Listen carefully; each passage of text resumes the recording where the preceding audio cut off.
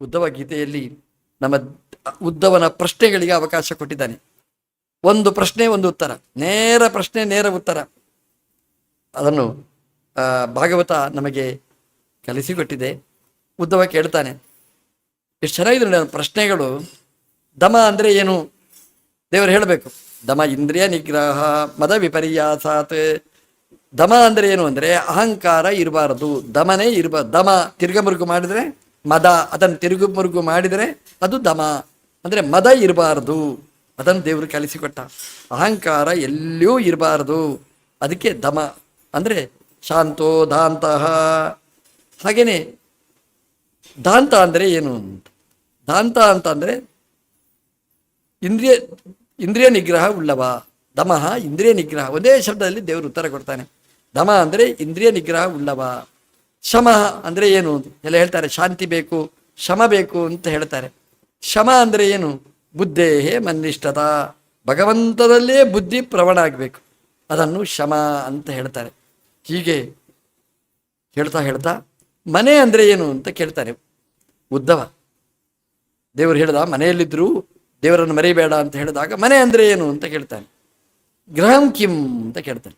ದೇವರು ಹೇಳ್ದ ಮಾನುಷೋ ದೇಹ ಅಂದರೆ ಮನೆ ಅಂದರೆ ಈ ಮನುಷ್ಯರ ಶರೀರ ಇದೇ ಮನೆ ಅಂತ. ಯಾಕೆಂದರೆ ಮನೆಯಲ್ಲಿ ಏನು ಇರಬೇಕೋ ಅದೆಲ್ಲ ಇಲ್ಲಿದೆ. ಅಡುಗೆ ಮನೆ ಇದೆ, ಕಿಚನ್ ಇದೆ. ನಮ್ಮ ಬಾಯಿಯೇ ಒಂದು ಕಿಚನ್, ಅಲ್ಲಿ ಗ್ರೈಂಡರ್ ಇದೆ, ಹಲ್ಲುಗಳೇ ಗ್ರೈಂಡರ್. ಅಲ್ಲಿ ನಾಲಗೆ ಇದೆ, ಅದರಲ್ಲಿ ಹಾಕಿದರೆ ಎಲ್ಲ ಒಳಗೆ ಆಗ್ತದೆ. ಅಂದರೆ ಒಳಗೆ ಸಪ್ಲೈ ಮಾಡಲಿಕ್ಕೆ ಬೇಕಾದ ಪೈಪ್ ಕನೆಕ್ಷನ್ ನಾವು ಅಡುಗೆ ಮನೆಯಲ್ಲಿ ಏನು ತಯಾರು ಮಾಡ್ತೇವೆ ಅದು ಹೊಟ್ಟೆಯೊಳಗೆ ಬೇಕಾದರೆ ಇನ್ನು ಕಷ್ಟನೇ ಇಲ್ಲ. ಅಡುಗೆ ಮನೆಯಿಂದ ಡೈರೆಕ್ಟ್ ಪೈಪ್ ಕನೆಕ್ಷನ್ ಈ ಡಸ್ಟ್ಬಿನ್ನಿಗೆ ದೇವರು ಇಟ್ಟಿದ್ದಾನೆ. ಹಾಗೆ ನಾವು ಏನು ಬಾಯಲ್ಲಿ ಹಾಕ್ಕೊಳ್ತೇವೆ ಅದೆಲ್ಲ ಈ ಹೊಟ್ಟೆಯೊಳಗೆ ಹೋಗ್ತದೆ. ಎಂಥ ವ್ಯವಸ್ಥೆಗಳು ನೋಡಿ. ನೀವು ಕೈ ಕಾಲು ಯಾರು ಮುಟ್ಲಿಕ್ಕೇ ಇಲ್ಲ, ಅಲ್ಲಿಂದ ಅಲ್ಲಿ ಒಳಗೆ ಹೋಗುವ ವ್ಯವಸ್ಥೆಗಳು. ಅಲ್ಲಿ ಒಳಗೆ ಹೋದರೆ ದೇವರು ಅಲ್ಲಿ ಮತ್ತೆ ಬೇಯಿಸ್ತಾನಂತೆ. ಪಚಾಮ್ಯನ್ನಂ ಚತುರ್ವಿಧಂ, ವೈಶ್ವಾನರನಾಗಿ ಬೆಂಕಿಯಾಗಿ ಒಳಗಿನಿಂದ ಎಲ್ಲವನ್ನು ಇಟ್ಟಿರ್ತಾನೆ. ಒಂದು ಮನೆ ಅಂತಂದರೆ ಆ ಮನೆಯಲ್ಲಿ ಬೆಂಕಿ ಇರಬೇಕಂತ, ಯಾವಾಗಲೂ ಬೆಂಕಿ ಇರಬೇಕು ಅಂತ ಹೇಳ್ತಾರೆ.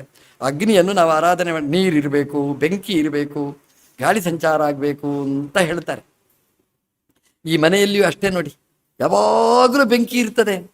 ಬೆಂಕಿ ಅಂದರೆ ಗುಮ್ಮ ಇರ್ತಾನೆ ಅಂತ ಅಲ್ಲ, ಟೆಂಪರೇಚರ್ ಇರಬೇಕು ನೋಡಿ, ಬೆಂಕಿ ಇರಬೇಕು.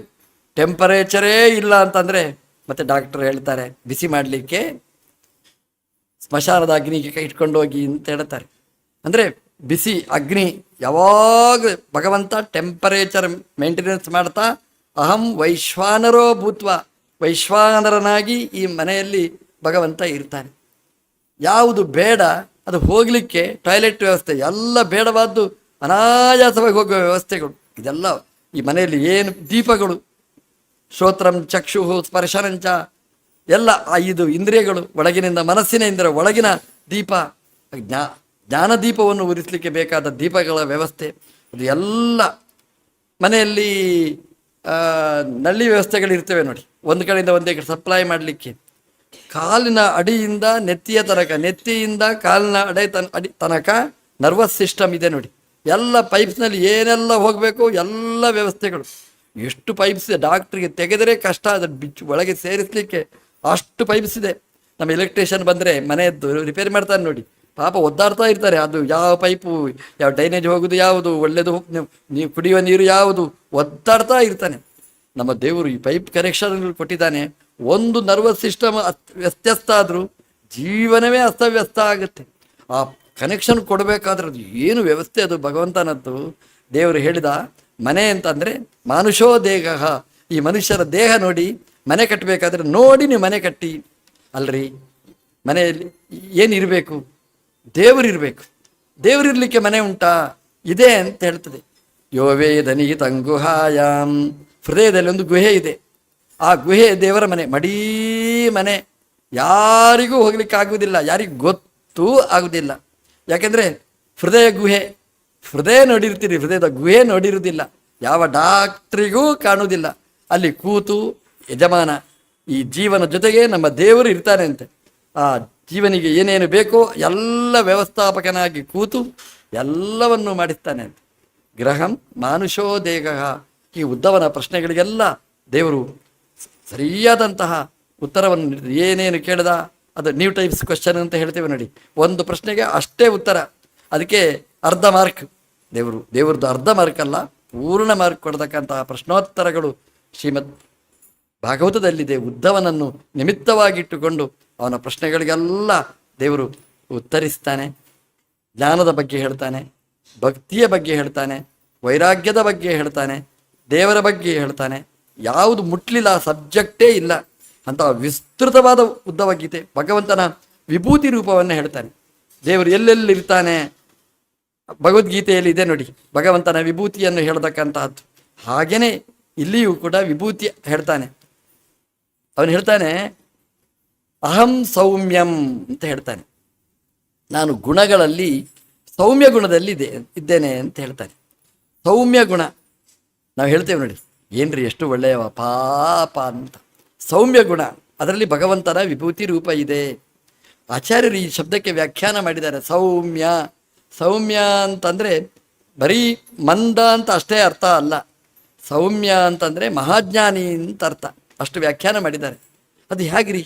ಸೌಮ್ಯ ಎಂಬ ಶಬ್ದ ಶಬ್ದದಿಂದ ಸೌಮ್ಯ ಎಂಬ ಶಬ್ದ ಆಗಿದೆ ಅಂತ ಹೇಳ್ತಾರೆ.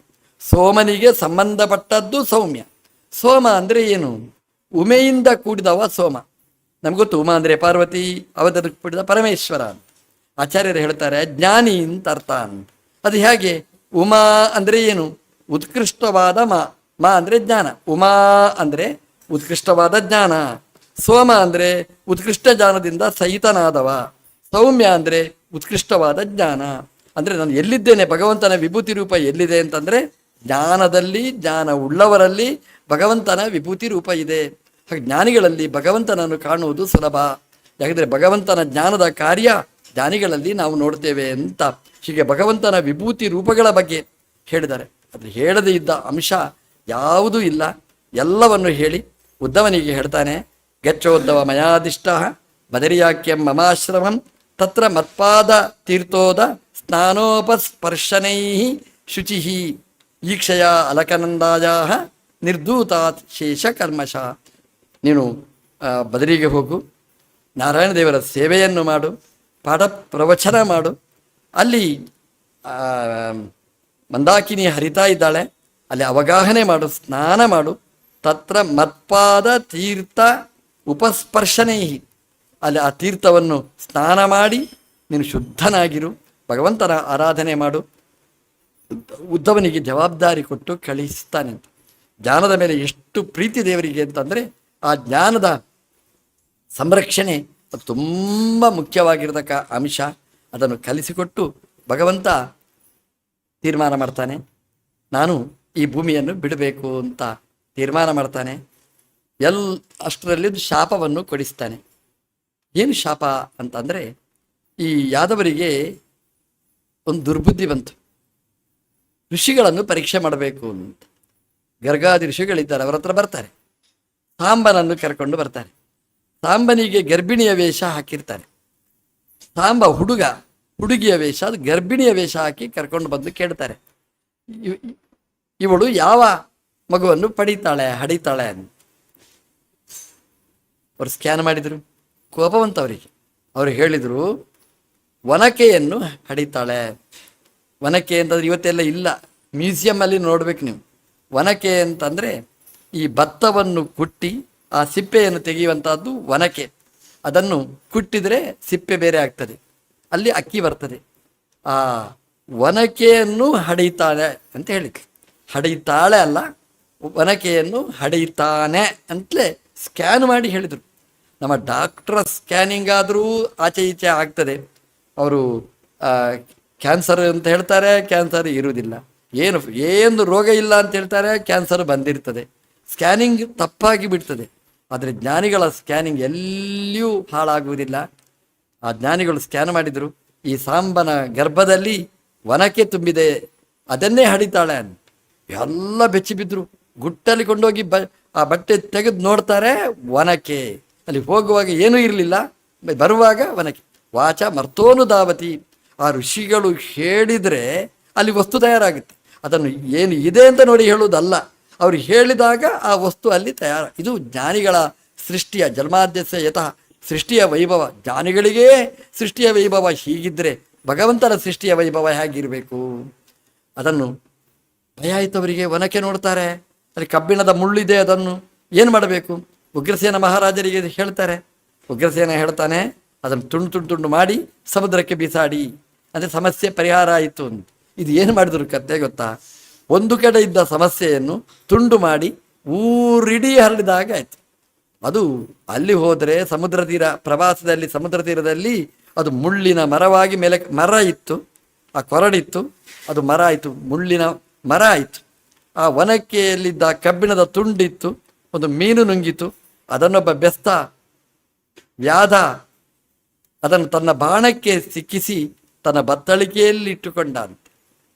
ಆ ಋಷಿಗಳು ಹೇಳಿದ್ರಂತೆ, ನನ್ನನ್ನು ಪರೀಕ್ಷೆ ಮಾಡಲಿಕ್ಕೆ ಬಂದಿದ್ದೀರಿ, ನಿಮ್ಮ ವಂಶ ಹೀಗೇನೆ ಈ ವನಕೆಯಿಂದ ಹೊಡೆದುಕೊಂಡು ಬಡಿದುಕೊಂಡು ಪರಸ್ಪರವಾಗಿ ಕಚ್ಚಾಡಿಕೊಂಡು ಸತ್ತು ಹೋಗಿ ಅಂತ ಎಲ್ಲ ಭಯಗ್ರಸ್ತರಾದರು. ಕೊನೆಗೆ ಉಗ್ರಸೇನ ಅದಕ್ಕೆ ಪರಿಹಾರ ಹೇಳಿದ. ನಮ್ಮ ದೇವರು ಎಲ್ಲರನ್ನೂ ಕರೆದ, ಪ್ರವಾಸಕ್ಕೆ ಹೋಗೋಣ. ಪ್ರವಾಸ ಅಲ್ಲ, ಟ್ರಿಪ್ ಅಲ್ಲ, ಪ್ರವಾಸಕ್ಕೆ ಹೋಗೋಣ. ಪ್ರವಾಸ ಅಂತ ಕ್ಷೇತ್ರ, ಇವತ್ತು ಅದನ್ನು ಸೋಮನಾಥ ಅಂತ ಕರೀತಾರೆ. ಅಲ್ಲಿ ಸಮುದ್ರಕ್ಕೆ ಸರಸ್ವತಿ ಹಿರಣ್ಯ ನದಿಗಳ ಸಂಗಮ ಆಗತಕ್ಕ ಜಾಗ ಅದು, ಸಮುದ್ರ ಅದು, ಪ್ರಭಾಸ ಅಂತ ಕರೀತಾರೆ. ನಮ್ಮ ದೇವರು ಎಲ್ಲ ಯಾದವರನ್ನು, ಶಾಪಗ್ರಸ್ತರಾದವರನ್ನು ಕರ್ಕೊಂಡು ಬರ್ತಾನೆ. ದೇವರ ಜವಾಬ್ದಾರಿ ನೋಡಿ. ಬರುವಾಗ ಎಲ್ಲ ಕರ್ಕೊಂಡು ಬಂದಿದ್ದ, ಅವರನ್ನು ಅಲ್ಲಲ್ಲೇ ಬಿಡಬೇಕು. ದೇವಲೋಕದಿಂದ ಎಲ್ಲ ಬಂದ ದೇವತೆಗಳು ಎಲ್ಲ ಅವರನ್ನು ದೇವಲೋಕದಲ್ಲಿ ಮುಟ್ಟಿಸಬೇಕು. ಹಾಗಾಗಿ ಭಗವಂತ ಎಲ್ಲರನ್ನು ಕರ್ಕೊಂಡು ಬಂದ. ಪ್ರವಾಸಕ್ಕೆ ಬಂದರೆ ಅಲ್ಲಿ ಮೈರೇಯ ಮತ್ತು ಕುಡಿಯಬಾರದನ್ನು ಕುಡಿತಾರೆ, ಪರಸ್ಪರ ಆ ಮುಳ್ಳಿನ ಗಿಡ ಹಿಡ್ಕೊಂಡು ಹೊಡಿತಾರೆ, ಬಡಿತಾರೆ, ಪರಸ್ಪರ ಕಚ್ಚಾಡದಿಂದ ಸಾಯ್ತಾರೆ. ಬಲರಾಮ ದೇವರು ಅಲ್ಲಿಯೇ ಆಸನ ಹಾಕಿ ತನ್ನ ಮೂಲ ರೂಪವನ್ನು ಚಿಂತನೆ ಮಾಡಿ ಈ ದೇಹವನ್ನು ಪರಿತ್ಯಾಗ ಮಾಡ್ತಾರೆ. ಅವರು ಶೇಷನಾಗಿ ಮೂಲ ರೂಪದಲ್ಲಿ ಸೇರಿಕೊಳ್ತಾರೆ. ನಮ್ಮ ದೇವರು ನೋಡಿದ, ಖುಷಿ ಪಟ್ಟ. ನಮಗಾದರೆ ಬೇಜಾರಾಗುತ್ತೆ ನೋಡಿ, ಅವ್ರು ಸತ್ತರು, ಇವರು ಸತ್ತರು, ಛೇ ಛೇ ಛೇ ಅಂತ. ದೇವರಿಗೆ ಖುಷಿ, ಒಂದು ಹೋಯಿತು ಮೂಲ ರೂಪಕ್ಕೆ ಸೇರಿತು, ಇನ್ನೊಂದು ಹೋಗಿ ಸೇರಿತು, ಅಂದರೆ ಜವಾಬ್ದಾರಿ ಎಲ್ಲ ಮುಗಿಯಿತು. ಅಲ್ಲಲ್ಲಿ ಮುಟ್ಟಿಸಿದ. ನಾವು ದೇವರನ್ನು ಈ ಚಿಂತನೆ ಮಾಡಿದರೆ ನಮ್ಮನ್ನು ಎಲ್ಲಿ ಮುಟ್ಟಿಸಬೇಕೋ ಅಲ್ಲಿ ಮುಟ್ತೇವೆ. ನಮ್ಮದು ಕ್ರಮ ಏನಾಗಿರ್ತದೆ ಅಂತಂದರೆ, ಎಲ್ಲಿಯೋ ಒಂದು ಕಡೆ ಸೇರಿರ್ತೇವೆ, ಎಲ್ಲಿಯೋ ಒಂದು ಕಡೆ ಹೋಗಬೇಕಾಗಿತ್ತು, ಹೋಗ್ಲಿಕ್ಕೆ ಗೊತ್ತಾಗದಿದ್ದಾಗ ಈ ಕಥೆಯನ್ನು ಅನುಸಂಧಾನ ಮಾಡಿದರೆ ನಮ್ಮನ್ನು ಆ ಜಾಗಕ್ಕೆ ಭಗವಂತ ಮುಟ್ಟಿಸಿರ್ತಾನೆ. ನಮ್ಮ ಮಕ್ಕಳು, ನಾವು ಎಲ್ಲೆಲ್ಲಿಯೋ ದೂರ ಆಗಿಬಿಡ್ತೇವೆ ಗುಂಪಿಗೆ ಹೋದರೆ, ದೇವರನ್ನು ಚಿಂತನೆ ಮಾಡಿದರೆ ಒಂದೇ ಕಡೆ ನಾವು ಸೇರ್ತೇವೆ. ಭಗವಂತ ಎಲ್ಲರನ್ನೂ ಆವಾವ ಜಾಗಕ್ಕೆ ಕಳಿಸ್ತಾನೆ. ಒಂದು ಆಲದ ಮರದ ಬುಡದಲ್ಲಿ ಕಾಲು ಚಾಚಿ ಕೂತಿರ್ತಾನೆ ದೇವರು, ನಿಶ್ಚಿಂತ, ಯಾವಾಗಲೂ ನಿಶ್ಚಿಂತವಾಗಿ ಕೂತಿರ್ತಾನೆ. ಅಲ್ಲಿ ಜರ ಅಂತ ಒಬ್ಬ ವ್ಯಾಧ ಆ ವನಕೆಯ ಮುಳ್ಳನ್ನು ತನ್ನ ಬಾಣಕ್ಕೆ ಸೇರಿಸಿ ತನ್ನ ಬತ್ತಳಿಕೆಯಲ್ಲಿ ಇಟ್ಟುಕೊಂಡವ. ಅವನು ಕೃಷ್ಣನ ಪಾದದ ಅಂಗುಷ್ಟದ ಭಾಗವನ್ನು ನೋಡಿದ, ಕೆಂಪಾಗಿತ್ತು. ಯಾವುದೋ ಒಂದು ಪ್ರಾಣಿಯ ಕಿವಿ ಅಂತ ಭಾವಿಸಿರಬೇಕು. ಬತ್ತಳಿಕೆಯಿಂದ ಬಾಣ ತೆಗಿತಾನೆ, ಅದೇ ಬಾಣ, ಬೇರೆ ಬಾಣ ಅಲ್ಲ, ಅದೇ ಬಾಣ, ಕಬ್ಬಿಣದ ಬಾಣವನ್ನು ತೆಗಿತಾನೆ, ಬಿಲ್ಲಿಗೆ ಜೋಡಿಸ್ತಾನೆ, ಪ್ರಯೋಗ ಮಾಡ್ತಾನೆ. ಆ ಬಾಣ ಕೃಷ್ಣನ ಅಂಗುಷ್ಟಕ್ಕೆ ತಾಕಿತು. ಕೃಷ್ಣ ಓಡೋಡಿ ಬರ್ತಾನೆ, ಜರ ಕಾಲಿಗೆ ಬೀಳ್ತಾನೆ. ಸ್ವಾಮಿ ಗೊತ್ತಾಗಿಲ್ಲ ನೀನು ಅಂತ ಹೇಳಿದ. ದೇವರು ಹೇಳಿದ, ನಂದೇ ಸಂಕಲ್ಪ. ದೇವರು ಆ ಬಾಣವನ್ನು ಕೀಳ್ತಾನೆ, ಕಿತ್ತು ಬಿಸಾಡ್ತಾನೆ. ಬಿಸಾಡಿದರೆ ಒಂದು ಜಾಗದಲ್ಲಿ ಬೀಳುತ್ತೆ. ಅಲ್ಲೊಂದು ಸರೋವರ ತೀರ್ಥ ಆಯಿತು, ಕೀರ್ತಿ ತೀರ್ಥ, ಬಾಣ ತೀರ್ಥ ಅಂತ ಹೇಳ್ತಾರೆ. ದೇವರು ಒಂದು ಬಾಣ ಬಿಸಾಡಿದರೆ ಅದು ಬೋರ್ವೆಲ್ ಅಲ್ಲ, ಬಾಣ ಬಿಸಾಡಿದರೆ ಅಲ್ಲಿ ನೀರು ಸೃಷ್ಟಿಯಾಯಿತು. ಈ ಕಥೆಯನ್ನು ನಾವು ನೆನೆಸ್ಬೇಕಂತ. ಏನು ಮಾಡ್ತದೆ ಈ ಕತೆ ಅನುಸಂಧಾನ ಮಾಡಿದರೆ, ನಮಗೆ ನೀರಿಲ್ಲದಿದ್ದರೆ ನೀರನ್ನು ಕೊಡ್ತಕ್ಕಂತಹದ್ದು ಈ ಕಥೆಯ ಅನುಸಂಧಾನ. ಆ ಬಾಣತೀರ್ಥ ಹೇಗೆ ನಿರ್ಮಾಣ ಮಾಡಿದ, ನಮ್ಮನೆಯಲ್ಲಿ ನೀರಿಗೆ ಯಾವ ಕೊರತೆನೂ ಇಲ್ಲದಿದ್ದ ಹಾಗೆ ಮಾಡ್ತಾನೆ ಭಗವಂತ. ಕಣ್ಣೀರು ಬರಬೇಕು, ಅದನ್ನು ಇಲ್ಲ ಅಂತ ಮಾಡ್ತಾನೆ. ಆ ಜರ ಅವನಿಗೆ ಶಾಪ. ಅವರು ಯಾರು ಅಂದರೆ ಭೃಗು ಋಷಿಗಳು. ಭಗವಂತನ ಹೃದಯಕ್ಕೆ ತುಡಿದದ್ದರಿಂದ ಶಾಪಗ್ರಸ್ತರಾಗಿ ಜರ ಅಂತಕ್ಕಂತಹ ವ್ಯಾಧನಾಗಿ ಭೂಮಿಯಲ್ಲಿ ಹುಟ್ಟಿದ್ದಾರೆ. ಎಷ್ಟು ಜನರ ಪ್ರಾಣ ತೆಗೆದಿದ್ದಾರೆ ಪ್ರಾಣಿಗಳದ್ದು. ಕೃಷ್ಣನ ಪಾದಕ್ಕೆ ಕೊನೆಗೆ ಅದನ್ನು ಅರ್ಪಣೆ ಮಾಡಿದ್ದಾರೆ. ಪಶ್ಚಾತ್ತಾಪ ಆಗಿದೆ, ನಾನು ಮಾಡಿದ್ದು ತಪ್ಪು, ಎಷ್ಟು ಪ್ರಾಣಿಗಳನ್ನು ಕೊಂದೆ, ದೇವರಿಗೆ ಬಾಣ ಪ್ರಯೋಗ ಮಾಡಿದೆ, ಏನು ಅನ್ಯಾಯ ಅಂತ ಪಶ್ಚಾತ್ತಾಪ ಪಟ್ಟಿದ್ದಾರೆ ಅಂತ. ಪಶ್ಚಾತ್ತಾಪಕ್ಕೆ ಅಷ್ಟು ಮಹತ್ವ ಇದೆ ಅಂತ. ನಾವು ಬುದ್ಧಿಪೂರ್ವಕವಾಗಿ ನಾವು ಮಾಡಿದ ತಪ್ಪಿಗೆ ಪಶ್ಚಾತ್ತಾಪ ಪಟ್ಟರೆ ಭಗವಂತ ಅದನ್ನು ಪಾಪವನ್ನು ಪರಿಮಾರ್ಜನೆ ಮಾಡ್ತಾನೆ. ಪಾಪ ಪರಿಮಾರ್ಜನೆಗೆ ಒಂದೇ ಫಲ, ಪ್ರಾಯಶ್ಚಿತ್ತ. ಪ್ರಾಯಶ್ಚಿತ್ತ ಅಂದರೆ ಪ್ರದಕ್ಷಿಣೆ ಬರೋದು, ನಮಸ್ಕಾರ ಮಾಡೋದು, ಇದೆಲ್ಲ ಅಮುಖ್ಯ. ಅದಕ್ಕಿಂತ ಮುಖ್ಯವಾಗಿ ಮನಸ್ಸಲ್ಲಿ ನಾವು ಪಶ್ಚಾತ್ತಾಪ ಪಡಬೇಕು. ನಾನು ಮಾಡಿದ್ದು ತಪ್ಪು, ನಮ್ದು ಏನು ಅಂತಂದರೆ ಪ್ರದಕ್ಷಿಣೆ ಬರ್ತೇವೆ, ನಾನೇನು ತಪ್ಪು ಮಾಡಿದ್ದೇನೆ ಅಂತ ಕೇಳ್ತೇವೆ. ದೇವರು ಹೇಳಿದ ಮಾರ್ಕೇ ಇಲ್ಲ ನಿನಗೆ ಅಂತ ಹೇಳ್ತಾರೆ. ಒಳಗಿನಿಂದ ನಮ್ಮ ತಪ್ಪನ್ನು ನಾವು ಒಪ್ಪಿಕೊಳ್ಬೇಕು. ಆಗ ದೇವರದೊಂದು ದೊಡ್ಡ ಪ್ರಾಯಶ್ಚಿತ್ತ ಅಂತ ಭಗವಂತ ನಮಗೆನ್ನು ಉದ್ಧಾರ ಮಾಡ್ತಾನೆ ಅಂತ. ಆ ಜರ ಎಂಬ ವ್ಯಾಧನನ್ನು ಉದ್ಧಾರ ಮಾಡಿ ಅವನನ್ನು ವಿಮಾನದ ಮೂಲಕ ಮೇಲಕ್ಕೆ ಕಳಿಸ್ತಾನೆ, ಸ್ವರ್ಗಕ್ಕೆ ಕಳಿಸ್ತಾನೆ, ಋಷಿಗಳನ್ನು ಅವರ ಜಾಗಕ್ಕೆ ಕಳಿಸ್ತಾನೆ. ಭಗವಂತ ಆ ಶರೀರವನ್ನು ಬಿಡ್ತಾನೆ. ಜನ ತಿಳ್ಕೊಂಡ್ರು ಕೃಷ್ಣ ಸತ್ತ ಅಂತ, ಹಾಗೆ ತಿಳ್ಕೊಂಡವರೇ ಸತ್ತರು ಅಂತ ಹೇಳ್ತಾರೆ. ದೇವರಿಗೆ ಶರೀರ ವಿಯೋಗ ಇಲ್ಲ. ಯಾಕೆಂತಂದರೆ ಅದು ಅಪ್ರಾಕೃತವಾದ ಜ್ಞಾನಾನಂದಮಯವಾದಂತಹ ಶರೀರ, ಅದು ಕೃಷ್ಣನದ್ದು. ಅಂಥದ್ದೇ ಶರೀರವನ್ನು ಸೃಷ್ಟಿ ಮಾಡಿ ಅರ್ಜುನನಿಗೆ ಸಂಸ್ಕಾರಕ್ಕೋಸ್ಕರ ಬಿಟ್ಟು ದೇವರು ತನ್ನ ಬಂದ ರೂಪದಿಂದಲೇ, ಮೂಲ ರೂಪದಿಂದಲೇ, ಅಪ್ರಾಕೃತವಾದ ಜ್ಞಾನಾನಂದಮಯವಾದ ರೂಪದಿಂದಲೇ ಭಗವಂತ ತನ್ನ ಮೂಲ ರೂಪವನ್ನು ಸೇರ್ತಾನೆ. ಸೂರ್ಯನಿಗೆ ಉಪಾಸನೆಗೆ, ಇಂದ್ರನಿಗೆ ಉಪಾಸನೆಗೆ ಎಲ್ಲ ಒಂದೊಂದು ಪ್ರತೀಕವನ್ನು ಕೊಟ್ಟು ಭೂಮಿಯಲ್ಲಿದ್ದವರಿಗೆ ಆರಾಧನೆಗೋಸ್ಕರವಾಗಿ ದೇವರು ಒಂದು ರೂಪವನ್ನು ಭೂಮಿಯಲ್ಲೇ ಇಟ್ಟು ಹೋಗಿದ್ದಾನಂತೆ. ನಾವು ಕೃಷ್ಣ ಮಂತ್ರ ಜಪ ಮಾಡಿದರೆ ಭಗವಂತ ಫಲವನ್ನು ಕೊಡ್ತಾನೆ ಅಂತ ಅದಕ್ಕೋಸ್ಕರ ಇಟ್ಟು ಹೋಗಿದ್ದಾನೆ ಅಂತ ಈ ಕಥೆಯನ್ನು ಶುಕಾಚಾರ್ಯರು ಪರೀಕ್ಷಿತರಾಜರಿಗೆ ವಿವರಿಸ್ತಾರೆ. ಬುದ್ಧಾವತಾರ, ಕಲ್ಕ್ಯವತಾರ ಅದನ್ನೆಲ್ಲ ಧರ್ಮದನ್ನೆಲ್ಲ ಹೇಳಿ ಭಗವಂತನ ಸರ್ವೋತ್ತಮತ್ವ ನಿರ್ದೋಷತ್ವವನ್ನು ಪರಿಚಯ ಮಾಡಿ ಭಗವಂತನ ಜ್ಞಾನವನ್ನು ಕೊಟ್ಟು ಅವನಿಗೆಲ್ಲವನ್ನು ತಿಳಿಸಿಕೊಟ್ಟು ಪರೀಕ್ಷಿತ್ತಿಗೆ ಹೇಳ್ತಾರೆ, ಅಪ್ಪ ಪರೀಕ್ಷಿತ್ ಅರ್ಥ ಆಯ್ತಾ ಅಂತ. ಆವಾಗಲೇ ಅವನ ಮನಸ್ಸು ಭಗವಂತನಲ್ಲಿ ನೆಲೆ ನಿಂತಾಗಿತ್ತು. ಇದು ಶುಕಾಚಾರ್ಯರದ್ದು ಪ್ರಾಕ್ಟಿಕಲ್ ಕ್ಲಾಸ್, ಅದು ಮೆಡಿಟೇಷನ್ ಕ್ಲಾಸ್. ಧೀಮಹಿ ಸತ್ಯಂ ಪರಂ ಧೀಮಹಿ, ಮೆಡಿಟೇಷನ್, ಅದು ಧ್ಯಾನ. ಹಾಗೆ ಬರೀ ಕತೆ ಮಾತ್ರ ಕೇಳಿದ್ದಲ್ಲ, ಕತೆ ಹೇಳುವುದರ ಮೂಲಕ ಆ ಮನಸ್ಸನ್ನೇ ಭಗವಂತನಲ್ಲಿ ನೆಲೆಗೊಳ್ಳುವ ಹಾಗೆ ಶುಕಾಚಾರ್ಯರು ಮಾಡಿದ್ದಾರೆ. ಅದು ಮನೋನಿಯಾಮಕರು ಶುಕಾಚಾರ್ಯರು. ಹಾಗಾಗಿ ಮನೋನಿಯಾಮಕರಾಗಿ ಕಿವಿಯ ಮೂಲಕ ಬರೀ ಶಬ್ದ ಮಾತ್ರ ಅಲ್ಲ, ತಾನೂ ಮನಸ್ಸಲ್ಲಿ ಕೂತು ಅವನ ಮನಸ್ಸನ್ನು ಜ್ಞಾನಮಯವನ್ನಾಗಿ ಮಾಡಿ ಒಳ್ಳೆಯ ಜ್ಞಾನವನ್ನು ಕೊಟ್ಟರು. ಶುಕಾಚಾರ್ಯರಲ್ಲಿಂದ ಹೊರಟರು, ಬಂದ ಕೆಲಸ ಆಯಿತು ಅವರಿಗೆ. ಇಷ್ಟೇ ಮಾಡಬೇಕಾಗಿತ್ತು. ಅವರು ಧ್ಯಾನವನ್ನು ಮಾಡಿಸಿ ಹೋದರೆ ಆಚೆ ಕಡೆಯಿಂದ ತಕ್ಷಕ ಬರ್ತಾ ಇದ್ದಾನೆ. 7 ದಿನ ಆಗಿದೆ, ಕಚ್ಚಬೇಕು ಅಂತ ಬರ್ತಾ ಇದ್ದಾನೆ. ಅವನ ಪಕ್ಕದಲ್ಲಿ ಇನ್ನೊಬ್ಬ ಬ್ರಾಹ್ಮಣ ಬರ್ತಾನೆ. ತಕ್ಷಕನಿಗೆ ಬರೋರ ಮೇಲೆಲ್ಲ ಕುತೂಹಲ, ಯಾರು ನೀನು ಅಂತ ಕೇಳಿದ್ರು. ನಾನು ಬ್ರಾಹ್ಮಣ. ಎಲ್ಲಿ ಹೋಗ್ತಿ? ಪರೀಕ್ಷಿತಿನ ಭಾಗವತ ಪ್ರವಚನ ಕಾರ್ಯಕ್ರಮಕ್ಕೆ ಹೋಗ್ತೇನೆ. ಏನು ಮಾಡ್ತಿ? ಅಲ್ಲಿ ತಕ್ಷಕ ಕಚ್ತಾನೆ ಅಂತೆ, ತಕ್ಷಣ ಅವನನ್ನು ಬದುಕಿಸ್ತೇನೆ. ತಕ್ಷಕನಿಗೆ ಭಯ ಆಯ್ತು. ಅಯ್ಯೋ, ನಾನು ಕಚ್ಚಿದ್ರೆ ಬದುಕಿಸುವಂಥವನು ಇರ್ತಾನ? ಎಂಥ ಶಕ್ತಿ ಬ್ರಾಹ್ಮಣರದು. ಸುಮ್ಮನೆ ಪರೀಕ್ಷೆ ಮಾಡೋಣ ಅಂತ ಹೇಳ್ದ. ನಾನು ಈ ಮರಕ್ಕೆ ಕಚ್ತೇನೆ, ನಾನು ಸಾಮಾನ್ಯ ಸರ್ಪ, ನೀನು ಬದುಕಿಸ್ತೀಯಾ? ಗ್ಯಾರಂಟಿ ಅಂತ ಹೇಳ್ದ. ಅಂದರೆ ಆ ಜ್ಞಾನದ ಬಗ್ಗೆ ಅಷ್ಟು ವಿಶ್ವಾಸ ಬ್ರಾಹ್ಮಣರಿಗೆ. ಕಚ್ಚಿದ ಹಾವು ಕಚ್ಚಿದರೆ ಬ್ರಾಹ್ಮಣ ಮಂತ್ರ ಹಾಕಿದ. ಕಚ್ಚಿದಾಗ ಅದು ಮರ ಎಲ್ಲ ಕ್ಷಯಿಸಿತು. ಯಾವಾಗ ಮಂತ್ರ ಹಾಕಿದ ಹಾಗೇ ಚಿಗುರಿತು. ಮಂತ್ರವನ್ನು ಚಿಗುರಿಸುವ ಶಕ್ತಿ ಆ ಬ್ರಾಹ್ಮಣ ಮಧ್ವಾಚಾರ್ಯರ ಜೀವನ ಚರಿತ್ರೆಯಲ್ಲಿ ಬರ್ತದೆ.